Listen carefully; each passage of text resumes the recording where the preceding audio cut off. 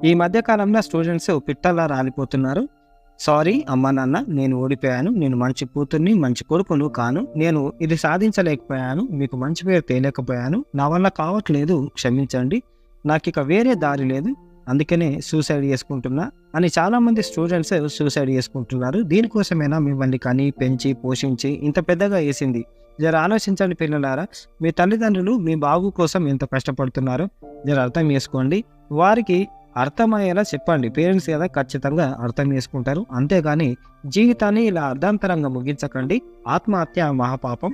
ఇతరులను మనం చంపడం ఎంత తప్పు, మన ప్రాణం మనం తీసుకోవడం కూడా అంతే తప్పు. జీవితం అందమైంది. అంతకంటే అందంగా మనం బతకడానికి ప్రయత్నించాలి తప్ప ఇట్లా చేయొద్దు. ఒక్కసారి కాకపోతే 50 సార్లు ఎగ్జామ్స్ రాసుకోవచ్చు. భయపడకండి. తల్లిదండ్రులకు గర్భశోకాన్ని మిగిల్చకండి. మీరు ఒక్కసారి చనిపోతారు, కానీ మీ తల్లిదండ్రులు జీవోత్సవాలుగా మారిపోతారు. జర ఆలోచించుర్రి.